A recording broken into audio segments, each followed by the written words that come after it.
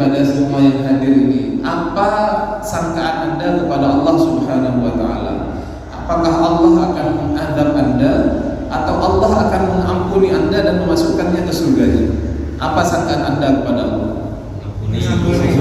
يعفو هذا هو أنا عند حسن ظن عبده طالما أن تظن أنه سيعفو هو يعفو. Ini adalah sangkaan yang baik sebagaimana firman Allah, sebagaimana dalam hadis qudsi, ana 'inda dhanni 'abdi, aku menurut persangkaan hambaku kepadaku. Jadi inilah Allah Subhanahu wa taala, jadi kita akan dimaafkan oleh Allah dan insyaallah masuk surga. Amin.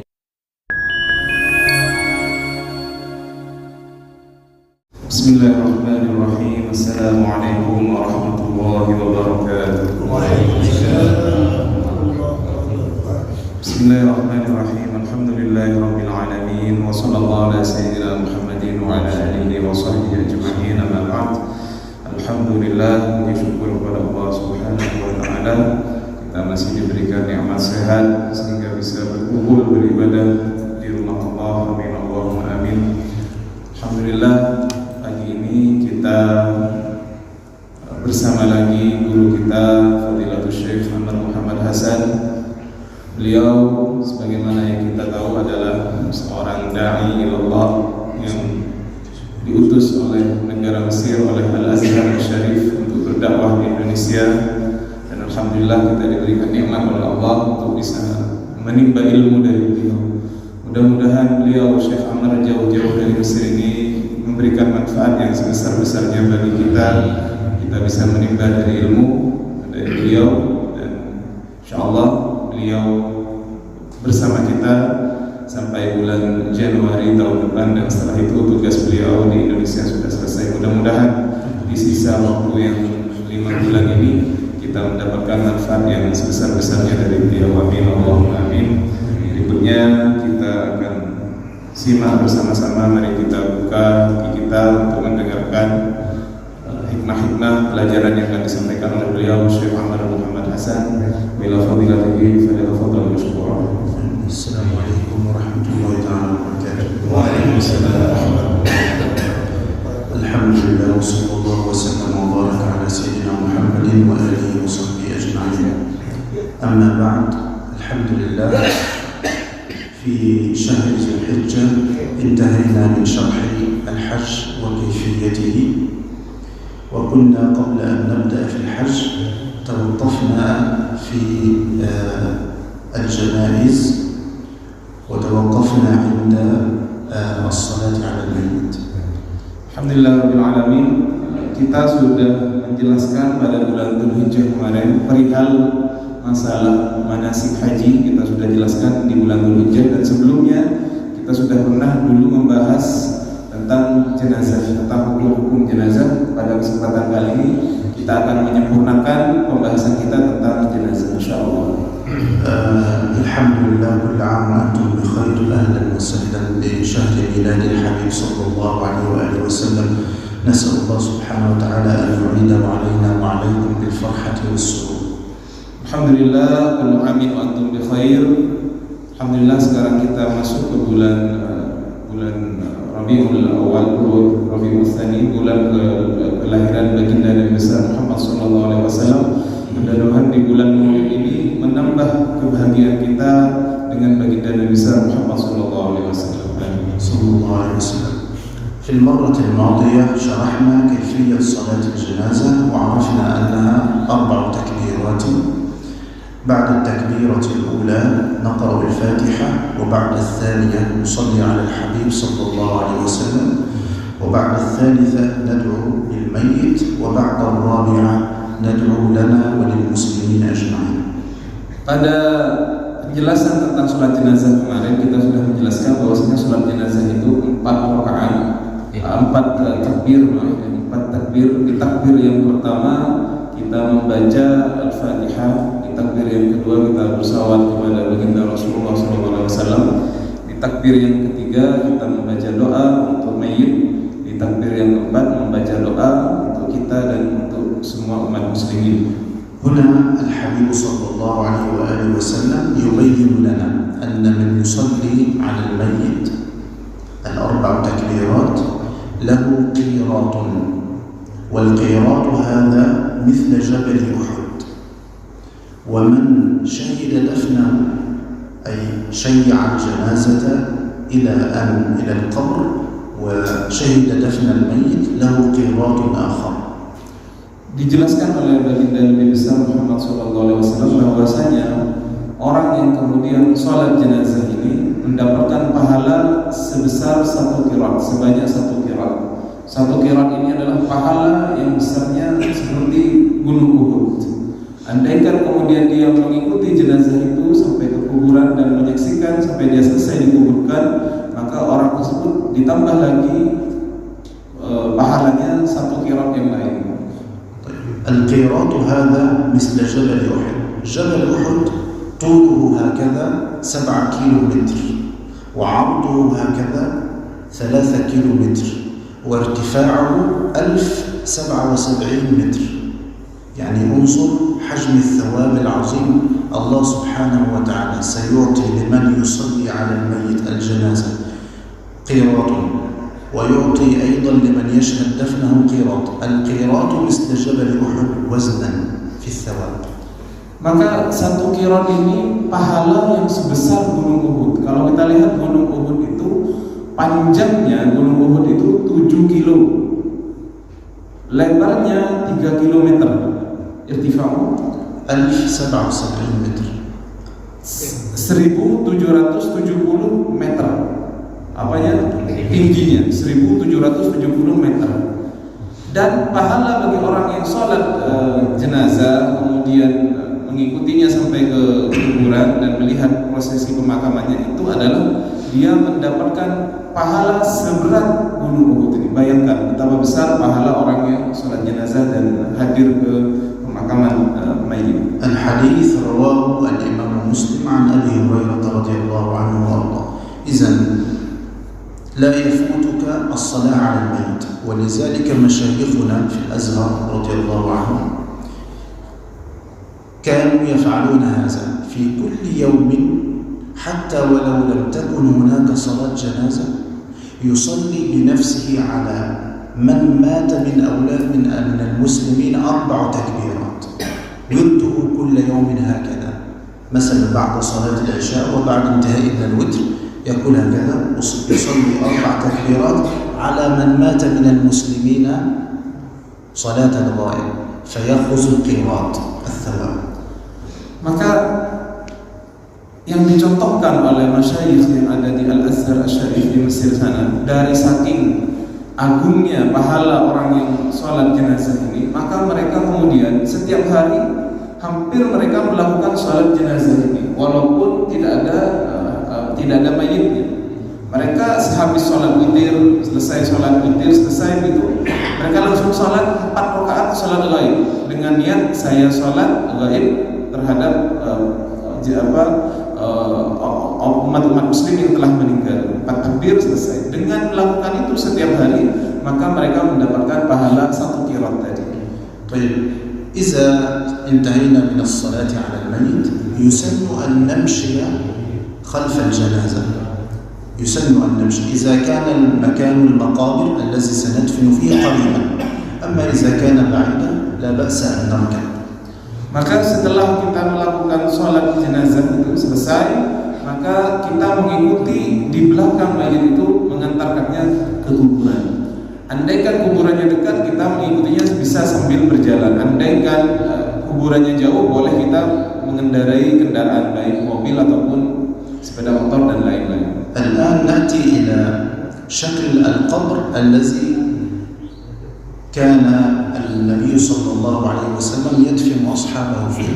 هناك نوعين، ننظر إلى الأرض، إذا كانت الأرض صلبة فنفعل فيها شيء اسمه اللحد، وإذا كانت الأرض رخوة يعني تتهرى بسرعة نفعل شيء اسمه الشق. Maka sekarang kita akan menjelaskan tentang bentuk kuburan yang dicontohkan oleh baginda Nabi besar Muhammad SAW. Di kuburan itu ada 2 macam. Ketika kita menggali tanah untuk kuburan ada 2 macam. Andaikan tanahnya itu keras, maka kita membuat kuburan namanya lahat, bentuknya lahat. Makanya kita bilang liang lahat, orang Indonesia bilang liang lahat, bentuknya lahat. Kalau tanahnya gembur tidak bisa dibuat lahat, maka dibuat namanya bahasa Arabnya syik. Nah, al-lahd, ma huwa al-lahd? Al-lahd an nahfura fil ardi hufratan mustatilatan ala tul al-mayyit wa takunu munkhafidatan fil ard طولها مثلا مترين ثم نأتي في الأسفل في جانب القبر من أسفل ونحفر حفرة أخرى في الجانب بحيث إذا نزل الميت نضعه في هذا الجانب ثم نسد عليه بالحجارة ثم نغلق هذا اللحد بالتراب هذا اسمه اللحد. Maka lahat ini adalah misalkan kita menggali kuburan itu sedalam 2 meter gitu. Setelah itu di bagian samping di kuburan itu kita buat lubang yang lain di sampingnya. Maka nanti mayit itu ketika turun kita letakkan di samping itu, baru setelah itu kita kasih bebatuan ataupun kayu semacamnya, baru setelah itu ditutup dengan tanah. Maka itu disebut lahat. Ketika kita menggali ke bawah, setelah itu ke sampingnya kita buat juga lubang untuk menaruh mayit. طيب هذا إذا كانت الأرض صلبة نستطيع أن نحفر في جانبها ولا يقع التراب. أما إذا كانت الأرض رخوة وليست صلبة كالأرض الرملية نحفر فيها شقا، يعني نحفر حفرة مستطيلة ثم في وسط هذه الحفرة نحفر حفرة أخرى نضع فيها الميت ثم نضع فوقها الحجارة ثم التراب من أعلى. Adapun yang kedua, syik ini bentuknya berbeda. Apabila misalkan yang lahat tadi bisa kita buat lubang di sampingnya karena tanahnya keras dan tidak akan jatuh tanahnya. Adapun apabila tanahnya gembur, maka ketika gali tanah sedalam 2 meter, setelah itu kita gali lagi di dalam tanah itu untuk meletakkan mayit. Baru setelah itu mayit itu kita tutup dengan kayu dengan semacamnya untuk menutupinya. Baru setelah itu kita tutup dengan tanah. الحبيب صلى الله عليه وآله وسلم دفن الصحابة فعلوا له لحدا كما عرفنا حفرة ثم بجانب الحفرة يحفر في جانبها بحيث يضع الميت في جانب ثم ينزل التراب. طيب إذا لم يكن هو maka Nabi Muhammad SAW ketika menguburkan para sahabat pada waktu itu, beliau membuat lahat tadi, yaitu menggali tanah kemudian dibuatlah lubang di samping lubang itu untuk menaruh mayit, kemudian ditutup dengan tanah. طيب إذا لم نستطع أن نفعل لحدا ولا شيء أقل الواجب في دفن الميت حفرة تكتم رائحة لا تخرج الرائحة وتمنعه من أن تنبشه السباع والكلاب فتأكل جثته والعياذ بالله. هذا أقل الواجب.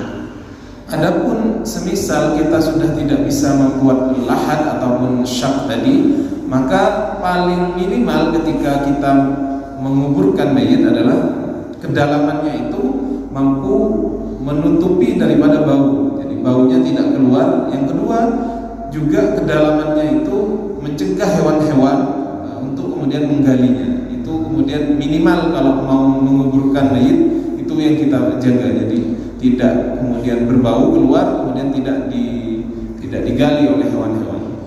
Nah, طيب. الحمد لله أخذنا الميت وفعلنا له لحدا أو شقا، كيف نضعه في القبر؟ وهذه حتى عندنا في بلاد العرب من يدفن الميت يدفنه خطأ، لابد أن نعني هذا. كيف يكون الميت، كيف نضعه في قبره؟ لابد أن نضعه على جنبه الأيمن ويكون صدره ووجهه للقبلة. Maka setelah kita menurunkan mayit itu ke kuburan di bawah, ini bahkan di negara kami, di orang-orang Arab banyak sekali yang salah dalam posisi menaruh mayit di bawah ini. Maka yang benar adalah kita meletakkan mayit itu atas sisi kanannya begini dan menghadapkan wajah dan dadanya ini ke arah kiblat. Itu adalah yang benar ketika menaruh mayit di dalam kubur. إذن لا نضعه على ظهره فهذا خطأ، ولا نضعه مستدبرا للقبلة فهذا خطأ. فلو دفنا ميتا وكان مستدبرا للقبلة ثم جاء من ينبهنا أنه لا بد أن يكون وجهه للقبلة وجب حفر القبر مرة أخرى ووجب تعديل الميت ووجهه وصدره للقبلة وعلى جنبه الأيمن. Maka salah misalkan ketika orang menaruh mayit ini yang diletakkan adalah punggungnya, ini salah. Dan juga misalkan dia diletakkan membelakangi kiblat. Andaikan ada prosesi yang salah seperti ini, misalkan dia tidak menghadap kiblat, membelakangi kiblat misalkan. Andaikan ada orang yang mengingatkan hal itu, maka wajib kuburan itu kemudian dibongkar lagi untuk kemudian memperbaiki posisi mayit agar dia wajahnya dan dadanya menghadap kepada kiblat. إذن الرجل الذي في المقابر ويأخذ الميت منا ثم يضعه في القبر ننبهه إلى هذا، نقول له عندما تأخذ الميت ضعه على جنبه الأيمن ووجهه إلى القبلة وصدره للقبلة كلاهما يكون نائما هكذا على جنبه الأيمن. Maka bagi yang terbiasa kemudian menjadi petugas untuk meletakkan mayit ini di kuburan, maka andaikan dia tidak punya ilmunya, kita harus selalu mengingatkan dia bahwasanya mayit itu diletakkan di bagian kanan di tubuhnya, di sisi kanannya, kemudian wajahnya dan dadanya harus menghadap kepada kiblat. طيب، فإذا أخذ هذا الرجل الميت ووضعه في القبر لابد أن يقول كما علمنا الحبيب صلى الله عليه وآله وسلم بسم الله وعلى ملة رسول الله. إذن يأخذه بيده ويضعه يقول ماذا؟ بسم الله وعلى ملة سيدنا رسول الله. Yang diajarkan oleh baginda Nabi besar Muhammad SAW ketika kita mengangkat mayit itu dan meletakkan di kuburan, maka kita mengatakan Bismillah wa ala millati Sayyidina Rasulullah. Maka kita mengucapkan itu Bismillah wa ala millati Sayyidina Rasulullah, kita meletakkan mayit itu di kuburannya. ثم هناك الأربطة التي قلنا عليها ثلاثة للرجل، يفك هذه الأربطة التي عند الرأس حتى لا ينفلت الكفن، والتي عند الرجلين يفكها ثم يضعه في قبره. Kemudian dulu kita jelasin bahwasanya ketika memakai kafan kita mengikat tali 3 di atas, di kepalanya, di tengah dan di kaki. Maka ketika kita menaruh itu, kita melepaskan tali-tali yang sudah kita ikatkan kepada kafannya. طبعا سيخرج من لحد الميت ونضع التراب. بعد ذلك يسن أن نقف على قبره وندعو له. Maka setelah ditutup kuburan itu dengan tanah, maka kita disunnahkan untuk sebentar saja untuk berdiri di kuburannya itu. هنا عندما نقف على قبره ورد صيغة عن النبي صلى الله عليه وسلم اسمها صيغة تلقين الميت. صيغة تلقين الميت، من سيقف على القبر يحفظ هذه الصيغة ليلقن الميت بها. Maka setelah kita berdiri, mayit sudah dikubur, maka kita membaca kepada mayit itu yang disebut dengan sirat talqinul mayit, yaitu ketika membacakan talqin kepada mayit tersebut. يلقن الميت بلغته وليس باللغة العربية، باللغة الإندونيسية. يلقن له هذه الكلمات، يقول له يا عبد الله اذكر أنك خرجت من الدنيا على شهادة أن لا إله إلا الله وأن محمد رسول الله. Maka ketika kita mentalkin mayit itu, seyogyanya kita mentalkin dengan bahasa mayit itu. Kalau dia orang Indonesia, kita mentalkinnya dengan bahasa Indonesia. Andaikan kita baca berbahasa Arab, maka kita terjemahkan kalau bisa menggunakan bahasa Indonesia, bahasa mayit itu. Kalau menggunakan bahasa yang lain, misalkan Madura atau Jawa, maka kita gunakan bahasa itu. Misalkan wahai fulan bin fulan, begitu ila akhirih. Nah, yaqul lahu uzkur annaka tashhad an la ilaha illallah wa anna Muhammadar Rasulullah wa anna al-jannata haqq wan nar haqq. Katakanlah asyhadu an la ilaha illallah, dengan ditalkin itu wa anna Muhammadar Rasulullah, dan ketahuilah bahwasanya surga itu adalah hak dan neraka itu adalah hak. Wal ba'ts haqq was sa'atu haqq. Dan hari pembalasan itu adalah hak dan hari kiamat itu adalah hak. Wa annaka radita billahi rabban wa bil islam dinan wa bi Muhammadin nabiyyan sallallahu alaihi wasallam wa bil ka'bati qiblatan wa bil mu'minina ikhwana. Dan engkau ridha Islam menjadi agamamu dan kiblat menjadi kiblatmu, dan orang-orang mukmin menjadi saudara-saudaramu. نعم. ثم نأتي بماء بارد ونرشه على قبره. الماء البارد يسن أن تأتي بماء وترشه على هذا القبر. Kemudian disunnahkan juga kita mengambil air dan kita percikkan kepada kuburan yang baru dikuburkan mayat itu. ويسن أن نأتي بشيء عصا خضراء أو جذع نخل أخضر ونضعه على قبره كما فعل الحبيب صلى الله عليه وآله وسلم. Demikian juga disunnahkan untuk meletakkan sesuatu yang hijau. Kalau di zaman Nabi meletakkan sebuah pelepah kurma yang hijau, mungkin kalau di Indonesia diganti dengan bunga dan lain-lain. Itu juga disunnahkan oleh baginda Nabi Muhammad SAW. طبعا جسدنا هو الذي يدفن في القبور، لكن أرواحنا منعمة في جوار الصالحين ويفتح لها باب من الجنة. Orang yang dikubur, jasadnya mungkin dia terkubur, tetapi rohnya, andaikan dia adalah orang yang saleh, maka akan mendapatkan nikmat dan akan bersama orang-orang saleh yang lain. هذه الأعمال التي نفعلها صلاة الفجر في جماعة والذكر والصلاة على النبي تأتي في صورة ملك للإنسان ويقول له أنا عملك الصالح الذي كنت تعمله في الدنيا. Maka ketika kita melaksanakan sholat subuh berjamaah, berzikir bersama-sama seperti yang kita lakukan tadi, maka nanti ketika kita sudah berada di kubur, maka dia akan datang seperti bentuk malaikat yang mengatakan, saya adalah amal soleh yang dulu kamu lakukan ketika kamu masih hidup di dunia. Fi surat malak jamil الشكل فعندما تراه تقول له من أنت شكله جميل يبهرك جماله يقول لك أنا عملك الصالح. Maka yang datang kepada kita itu amal kita berupa malaikat yang ganteng sekali, sehingga dengan kegantengannya kita menjadi terkejut. Siapa yang begitu gantengnya? Siapa? Sehingga kita bertanya, kamu ini siapa? Kemudian dia menjawab, malaikat itu, aku adalah amal soleh, amal-amal baik yang dulu kamu kerjakan ketika kamu masih hidup di dunia. فنحن الآن في عالم الدنيا، الموت هو ننتقل من عالم الدنيا إلى عالم أوسع وهو عالم البرزخ. Maka sekarang kita hidup ini di alam dunia, dan kita ketika meninggal kita berpindah dari alam dunia ini kepada alam yang lebih luas, yaitu disebut dengan alam barzakh. Fi alam dunia la nara al-malaika, la nara al-jannah, la nara al-anbiya wal mursalin. Amma fi alam al-barzakh tarahum wa tajtami' bihim wa tafrah bihim.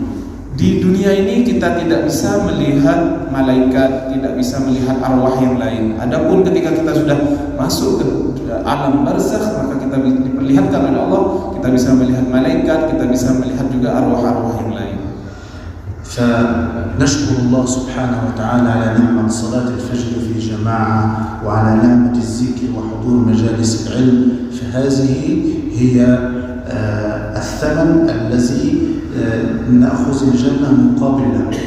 Maka alhamdulillah kita diberikan oleh Allah nikmat hadir salat subuh berjamaah, kita diberikan nikmat berzikir bersama-sama, diberikan nikmat oleh Allah menghadiri majelis ilmu, dan ini adalah kemudian akan menjadi amal saleh yang akan menjadi harga yang akan kita bayar nantinya ketika kita memasuki surga. Amin Allahumma amin.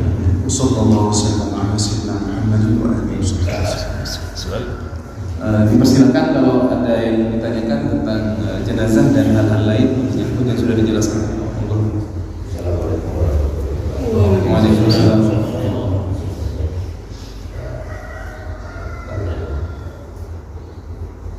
Kita sering terjadi orang meninggal karena maksiat, syaitan, meninggal pada saat sedang berzina, atau meninggal karena mabuk minuman keras.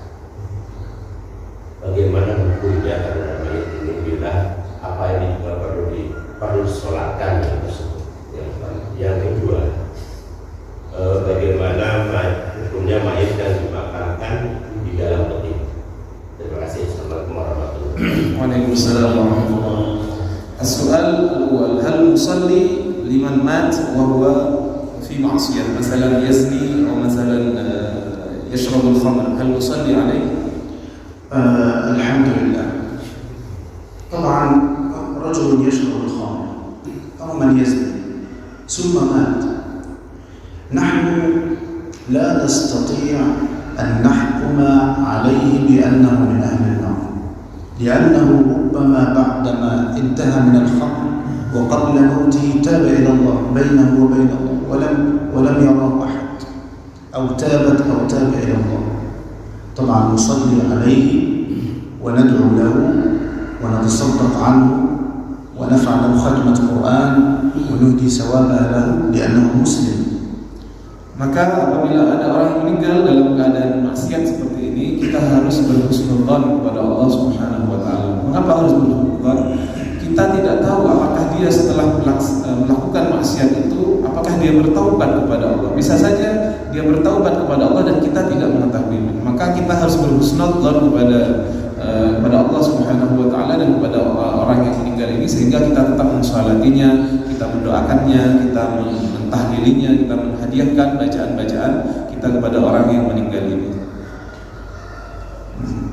Asma soal asani mal hukmu liman yudfan ala sunduk misal hada laysa fi shak wala fil lahad sunduk yujad huna sunduk min khashab wa nadha alayhi wa nahfur ma'a sunduk مباشرة. ما حكم حديث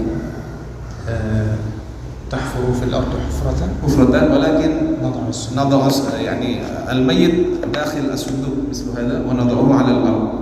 نعم. ثم نأتي والصندوق من أسفل مغلق. نعم كله مغلق. طالما أن الصندوق هذا يكتم الرائحة ولا يخرجها ويمنعه من السباع من الحيوانات ربما تأكله ويمنع الرائحة فالدفن صحيح لا شيء فيه. لكن السنة الواردة عن الحبيب أن تفعل لحدا أو شقا. Maka pada asalnya walaupun dia ditaruh di dalam peti mati dengan syarat tadi yang saya jelaskan, andaikan dia sudah tidak bisa mengeluarkan bau dari kuburannya itu dan juga tidak digali oleh hewan buas, itu sudah cukup sebenarnya. Tetapi ini tidak mengikuti sunnahnya baginda Nabi besar Muhammad SAW. Jadi sunnah kalau orang Muslim ketika meninggal dibuat liang lahat ataupun syak tadi. Itu. Ya Ustaz. Bismillah, assalamualaikum warahmatullahi wabarakatuh. Waalaikumsalam. Pertama yang saya tanyakan, apakah roh-roh yang orang-orang soleh itu di alam barzah itu bisa bertemu seperti kita di dunia ini? Di layaknya kita di sini lah ngobrol dengan orang-orang teman-teman kita yang sudah wafat, terus keluarga-keluarga kita yang sudah wafat. Saat kita sudah meninggal dikubur, kan kalau jasadnya sudah tidak bisa apa-apa, tapi rohnya apakah bisa seperti kita sekarang di dunia ini? Itu yang pertama. Yang kedua, bahwa konsep di dalam Islam itu adalah ada dosa dan ada pahala. Jadi ketika timbangan seseorang itu pahalanya lebih berat daripada dosanya, apakah itu masih dicuci juga di neraka, Ustaz? Jadi katakanlah setelah ditimbang si A ini pahalanya lebih berat daripada dosanya. Nah, kalau sudah begitu, apakah dosa-dosa kita itu masih akan dicuci lagi? Jadi neraka, ya, tidak langsung ke surga. Apakah seperti itu, Ustaz? Terima kasih. Baik, terima kasih. Soal al-awwal ya, Ustaz Rasul al-awwal yani hal fi alamil barzakh في عالم الأرواح يعني يستطيعون يعني أن يتكلموا بعضهم بعضا ويزور بعضهم بعضا كما فعلنا في الدنيا. نعم. هذا وارد عن الحبيب صلى الله عليه وسلم أن أهل المقابر يجتمعون في كل يوم اثنين وخميس ويتحدثون. هذا الجسم الروح في الحقيقة هي التي تسمع وهي التي تتكلم وهي التي تبصر.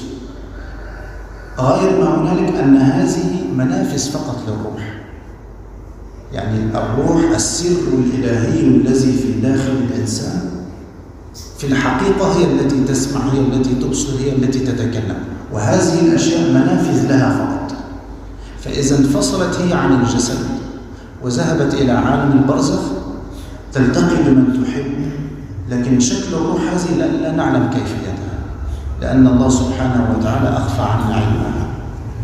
Baik, jadi benar ya, di alam roh itu diriwayatkan oleh baginda Nabi bahwasanya para roh itu berkumpul dalam satu minggu pada hari Senin dan Kamis, dan mereka berbincang-bincang seperti kita. Jadi kata beliau, roh itu tetap bisa mendengar, bisa berbicara. Ketika roh itu masih terikat dalam jasad kita, kita mempunyai mata, kita mempunyai mulut, kita mempunyai telinga, ini hanya alat bagi jasad kita. Tetapi yang mendengar sebenarnya itu adalah roh yang ada di dalam diri kita. Andaikan terpisah antara jasad dan roh ini, maka tetap roh itu bisa mendengar, bisa berbicara, dan itu yang dikabarkan oleh baginda Nabi besar Muhammad sallallahu alaihi wasallam.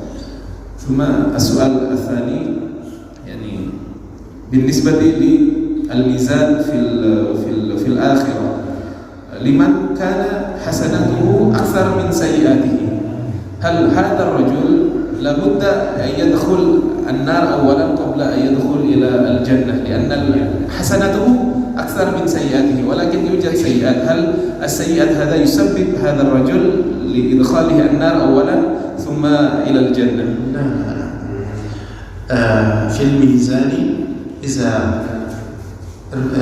كانت كفة الحسنات هي الأكثر فهذا هو من أهل الجنة إن شاء الله.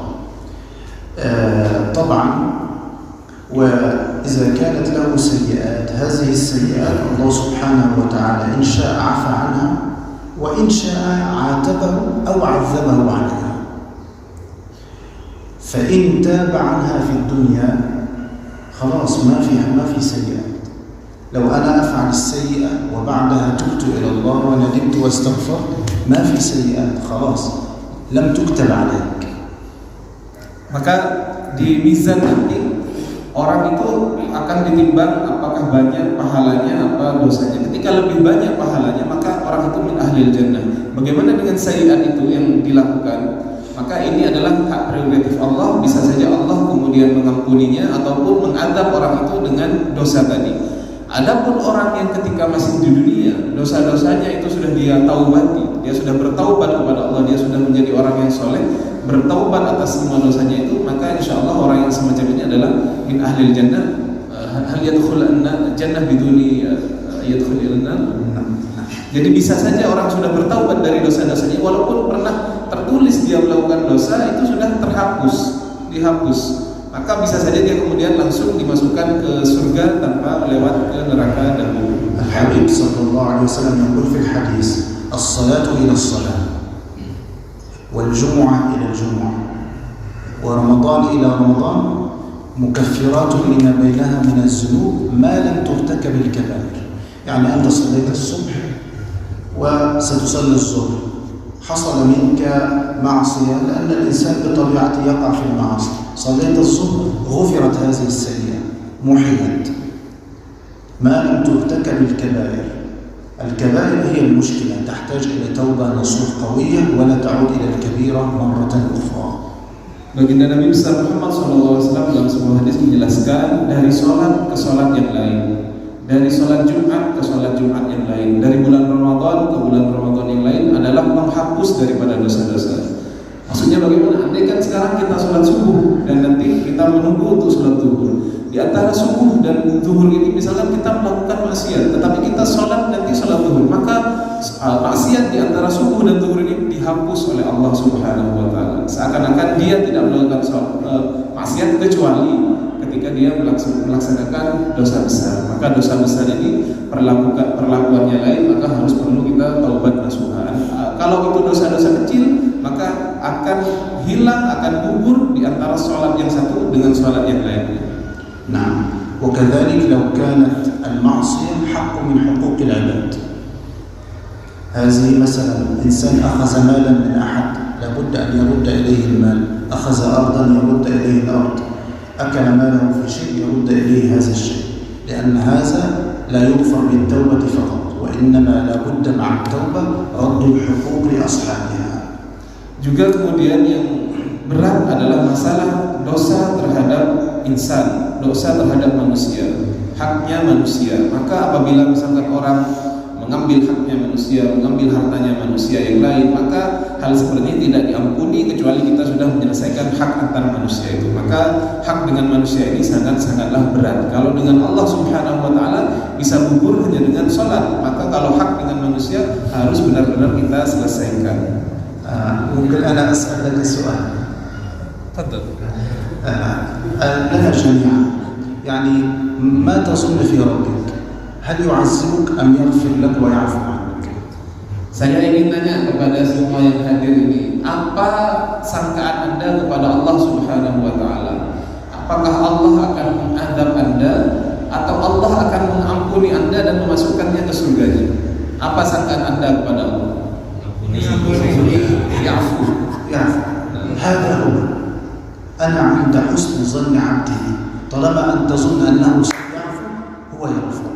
Ini adalah sangkaan yang baik sebagaimana firman Allah, sebagaimana dalam hadis qudsi, ana 'inda dhanni 'abdi, aku menurut persangkaan hambaku kepadaku. Jadi inilah Allah Subhanahu wa taala, jadi kita akan dimaafkan oleh Allah dan insyaallah masuk surga. Amin. ولذلك لو رأيت إنسان عاصي وأنت مثلا تتكلم معه كن حسن الظن بالله، لأن الله سبحانه وتعالى يعفو عن الذنوب كلها إلا الكفر والعياذ بالله. إن الله لا يغفر أن يشرك به ويغفر ما دون ذلك لمن يشاء. Maka kita ketika melihat orang yang sedang bermaksiat kepada Allah Subhanahu wa taala, kita harus mendahulukan husnudzon. Yaitu apa? Bahwasanya orang itu akan diampuni oleh Allah Subhanahu wa taala. Karena Allah Subhanahu wa taala itu mengampuni seluruh dosa kecuali dosa syirik, menyatukan Allah Subhanahu wa taala. Maka inilah yang kemudian disebutkan tadi, dosa semuanya diampuni oleh Allah Subhanahu wa taala. وبعدين الحبيب صلى الله عليه وسلم لن يترك أحبابه أبدا، سيأخذ بيديهم ويدخلهم الجنة، وكمان أيضا يعلي درجاتهم في الجنة. الحبيب صلى الله عليه وآله وسلم لن يترك أمته، عندما تقول اللهم صل عليه وعلى آله تصله صلاتك عليه فيحفظها عنده إلى يوم القيامة لا ينساها صلى الله عليه وسلم. Selain pengampunan daripada Allah Subhanahu wa taala tadi, baginda Nabi besar Muhammad sallallahu alaihi wasallam tidak akan pernah meninggalkan kita. Andaikan masih ada umatnya yang kemudian berada di neraka, akan ditolong oleh Allah oleh baginda Rasulullah sallallahu alaihi wasallam dan akan diangkat derajatnya di surga berkat kita membaca sholawat kepada beliau. Setiap kita membaca sholawat kepada baginda Nabi, maka itu akan sampai kepada baginda Nabi dan akan menjadi penolong nantinya kita di akhirat. Alhamdulillahirrahmanirrahim. Tiga. Yang mana dulu? Ini dulu. Siapa? Assalamualaikum warahmatullahi wabarakatuh. Apa perlu itu buka mukanya dan dahinya itu ditempelkan ke tanah? Iya, terima kasih. Soal hal muhtaj lil mayyit yani fi qabrihi an naftah wajhahu min al-kafan thumma nadha al-wajh ala al-ard. طبعا سنضعه على يمينه هكذا ونضع له شيئا تحت رأسه ثم نكشف وجهه بحيث يكون هو مستريح في قبره لأنه كالحي تماما، يعني كما وأنت في حال الحياة تحب النوم على اليمين وهو السنة ويكون شيئا تحت رأسك أيضا هكذا. Maka benar ya, boleh dibuka, boleh mukanya, tapi orang mayit itu harus kita perlakukan seperti orang hidup. Kalau kita tidur enak kan pakai apa, naruh tangan atau bantal. Makanya kadang-kadang di Indonesia ada yang bulat-bulat itu untuk mencegah itu. Jadi dibuat mayit itu seenak betul, senyaman betul. Jadi diletakkan dengan terhormat seakan-akan dia kemudian istirahat, benar-benar istirahat di pembaringannya yang terakhir betul. Jadi seperti itu. Salah satu hasil lihat fadal. Terima kasih. Mengenai yang ini apakah satu keharusan atau hanya kesunahan saja? Mengingat di tempat kami ini ada dua jenis, satu mungkin di dua tempat, yang satunya lagi sebagian lagi tidak mungkin karena tanahnya mudah. liang lahat itu sesuai dengan yang disampaikan tadi, itu di sebelah kanan. Apakah yang misalkan membuat tahap di tengah itu sebelah kanan itu boleh?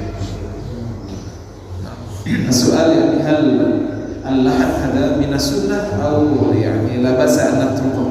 يعني هل هو من السنة أو لا بأس أن نتركه؟ لا بأس، يعني مثلا أحيانا هذا كله يرجع إلى طبيعة الأرض التي سندفن فيها يرجع إلى طبيعتها. هناك أرض رملية صعب أن تفعل فيها اللحد، حتى أيضا الشق فيها صعب. فربما أظن في بلادكم ابتكروا هذا الصندوق لأنه ربما الأرض لا تحتمل حفرا، فلا بأس إذا ترك، لكن الأفضل إذا استطعنا أن نفعله نفعل، تركناه لا بأس، ما في مشكلة. Maka liang lahat ataupun syak itu sendiri adalah sunnah itu dari baginda Nabi. Andaikan tidak bisa, dan ini juga kita lihat kondisi tanah di masing-masing tempat. Kondisi tanah di masing-masing tempat. Andaikan tanahnya gampang roboh gitu ya, maka tidak usah dipaksakan untuk membuat lahat ataupun membuat syak. Jadi yang penting misalkan sudah tertutupi, maka itu sudah dianggap cukup. Jadi tidak harus dilihat juga kondisi tanah. Terakhir. Hukumnya menyegerakan mayat untuk kubur itu ada kan? Soalnya kan kalau di Madinah itu kan setiap 5 waktu sholat mayat kan? Sholat jenazah itu. Dan di sini ini kalau sudah maghrib kadang langsung dikubur gitu. Jadi menyegerakan. Apakah ada hukumnya? Terima kasih. هل يوجد في الإسلام الإسراء في قبر الميت؟ الإسراء في قبر الميت هل يوجد الحكم؟ هذا من السنة، هذا من السنة أن نسرع في دفنه، في تجهيزه ودفنه والصلاة عليه، لأنه قالوا إكرام الميت دفنه ولا نطيل نجعله في الخارج لأنه جسمه يعني تحصل له مشاكل. Memang benar, jadi itu adalah termasuk dari sunnah Nabi Muhammad SAW, menyegerakan untuk menguburkan mayit, dan penghormatan kita terakhir kepada mayit adalah menyegerakan untuk menguburnya. Kenapa? Jasad itu semakin lama tidak dikubur maka akan berubah, maka semakin cepat dikubur itu lebih baik, dan itu adalah untuk penghormatan kepada mayit. Sekarang mesti berdoa.